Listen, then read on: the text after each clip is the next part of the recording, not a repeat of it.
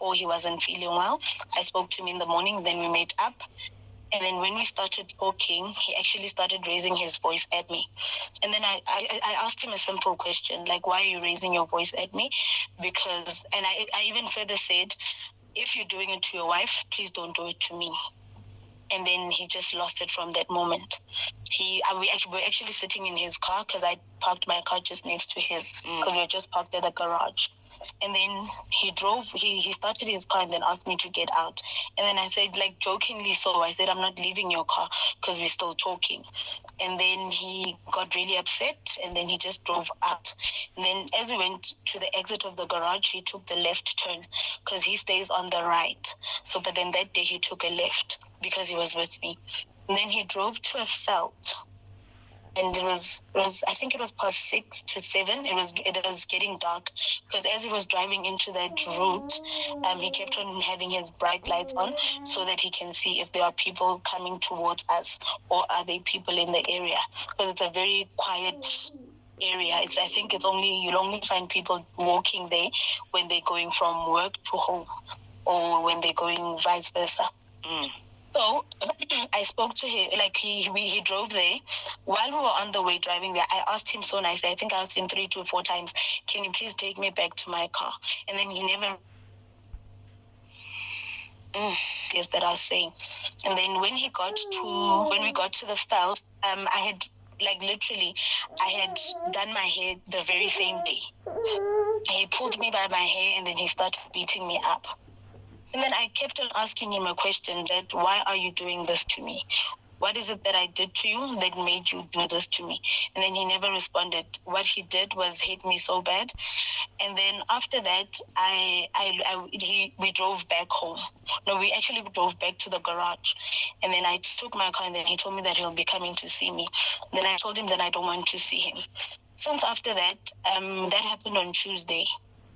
Wednesday, Thursday, Friday, Saturday, Sunday, he never apologized. He never spoke to me. I tried calling him, asking him actually, can you kindly apologize for what you did? And then he never wanted to hear anything from me. And then he just kept on arguing or shouting or raising his voice rather at me. And then on Monday, I went to the police station to open a case. The very same Monday, the police went to his place and then they took him and then he was locked up. And then they applied for bail, and then he came out from jail on Friday, the past Friday. And then since from that day, he said to after the whole court case, I went to the magistrate, and then she told me all the rules, that we're not supposed to be in contact, we're not supposed to be talking, we're not supposed to meet up or anything like that. And then the guy, I think I was the one that spoke to him first. And then he decided that, okay, if we meet up, are you sure that you're not going to tell? Hold on. So yes? You went against the court's request that you guys should not speak. Yes. And you phoned him? Yes, I called him because there was other reasons actually that I called. Yeah, but the court said, okay, never mind. Okay, yeah. Carry on. Yes. And okay, besides, I just want to be quite honest with you guys. I really love this person. So I think that is also one of the reasons that made me call him. And then we spoke, and then he said to me, if we meet up, are you sure that you're not going to call the police or anything like that? I said, I won't. In the meantime, guys busy recording me while we talk. And then he went to the police station and he also reported that. So I don't know where the case is going to be at the moment, because another thing is that he keeps on pushing me that I drop the charges, otherwise I'm not going to see him ever again. We're going to stop there, so Anonymous. Okay. I do apologize. I hate this part where I have to interrupt, and Aushoppity and I seem like the bad guys. But please hold that thought. Let me do the headlines. We'll be back, okay? All right. Thank you, Anonymous. Welcome to Ask a Man. It's 10:30 on the dot. Thank you very much, Betty Dilog, where we do have Anonymous on the line. If you are joining us right now, maybe you've missed the beginning and need a bit of a summary, or perhaps the connection just made you lose a story quite a bit. Now, Anonymous was dating her married partner for 6 months until things went pear-shaped in recent weeks because of his anger issues, which led to him attacking her physically after she confronted him. Now, she then got a restraining order against him after laying charges against him.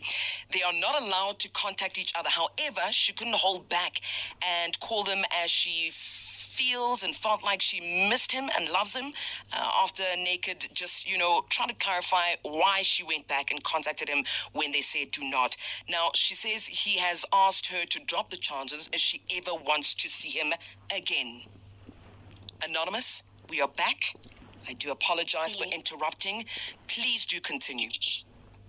Yeah. So now he's using everything against me, because I called him and all that. He went to the police station and he went to go report. So the case is going to be sometime next month. So I'm just waiting for the outcome, and I'm actually so confused because I honestly love this person, so I just need help and advice on how do I move forward. And the other thing that broke my heart is that after the whole court case and whatnot, he's actually starting to blame me now for his marriage that is ending. Anonymous, quick one. You said the age difference, you are 34, he is 29. Correct. Okay. It's the only question I have for now. James? How can you move forward is your question. Yes. You move forward by not going back. When you move forward and you press charges because someone has assaulted you, and the court says do not speak to this person until this case is done, you do not move back. When you are in an abusive relationship, you are unhappy, you see that whenever you're with this person, the person explodes, you get driven to goodness knows where, in the middle of a veld, and you feel vulnerable and uncomfortable and unsafe. When you escape with your life, you don't then move back into that situation and put yourself in that situation. Because you don't know, the recordings, and you actually haven't gone against the court. And fortunately for you, I don't know what the repercussions are that legally, but he's got the recordings. So what is he going to do with the recordings? Or you're going to be happy once you are in, what do they call it, contempt of court, and thrown into jail? Is that what you want to do? Is that life? Is this love, Anonymous? I love him. Oh no, you don't love him. You just don't love yourself. It's like you don't you have a future? Don't you have plans? Thank you. But you can't live them because you are not strong enough to move on. Your question, how do I move on? It is actually that simple, Anonymous. You move on by not looking back. You move on by simply blocking. You move on by cutting all ties. And I miss him is not a good enough reason. You escaped with your life. Because anything could have happened. You know, Anonymous, when someone beats you up, one wrong move could hit an artery, could hit maybe a sensitive part of your head. You could have died and been left in that veld. So your question, how do I move on? Anonymous, would you like to answer that? Anonymous? I'm still here.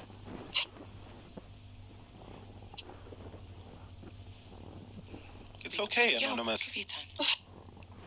Anonymous, we've all gone through relationships that are not perfect. They're not what we want. And we get hurt.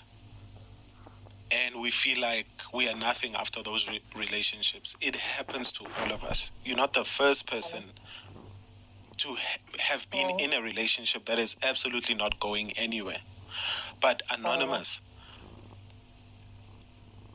move on. Moving on, you know that you need to move on so you can have a better life, and it's